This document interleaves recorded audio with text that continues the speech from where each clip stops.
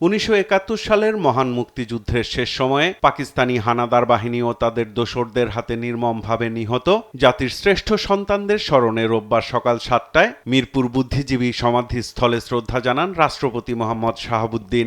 শহীদ বেদিতে পুষ্পস্তবক অর্পণের পর কিছুক্ষণ নীরবে দাঁড়িয়ে থেকে শহীদদের প্রতি সম্মান প্রদর্শন করেন রাষ্ট্রপতি। এরপর সেখানে শ্রদ্ধা জানান অন্তর্বর্তী সরকারের প্রধান উপদেষ্টা ডক্টর মোহাম্মদ ইউনূস। শহীদদের স্মরণ করে তিনিও সেখানে কিছুক্ষণ নীরবে দাঁড়িয়ে থাকেন। বেজে ওঠে বিউগলের করুণ সুর। শহীদদের প্রতি জানানো হয় সশস্ত্র সালাম।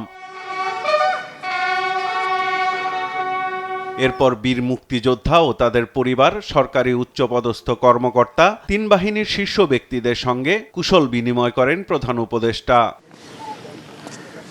প্রধান উপদেষ্টা সমাধিস্থল ত্যাগ করলে সেখানে শ্রদ্ধা জানান বীর মুক্তিযোদ্ধা ও তাদের পরিবারের সদস্য, প্রধান বিচারপতি সহ উপদেষ্টা পরিষদের সদস্যরা। শ্রদ্ধা নিবেদন শেষে সাংবাদিকদের সঙ্গে কথা বলেন মুক্তিযুদ্ধ বিষয়ক মন্ত্রণালয়ের উপদেষ্টা ফারুকী আজম।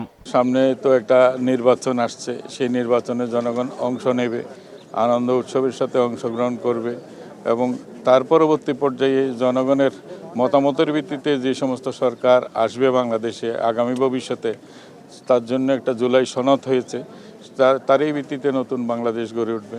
পরে সর্বস্তরের মানুষের শ্রদ্ধা নিবেদনের জন্য উন্মুক্ত করে দেয়া হয় মিরপুর শহীদ বুদ্ধিজীবী সমাধিস্থল। কখনো মেধা শূন্য করার অপচেষ্টা, কখনো রাজনৈতিক নেতৃত্ব শূন্য করার অপচেষ্টা, এমন নানা অপচেষ্টাকে মোকাবেলা করেই জন্মলগ্ন থেকেই এগিয়ে যাচ্ছে প্রিয় মাতৃভূমি বাংলাদেশ। সব ষড়যন্ত্রকে মোকাবেলা করে বিশ্ব দরবারে একদিন এদেশ নিজের স্থান করে নেবে, এমনটি প্রত্যাশা এখানে শ্রদ্ধা জানাতে আসা সব শ্রেণীর মানুষের।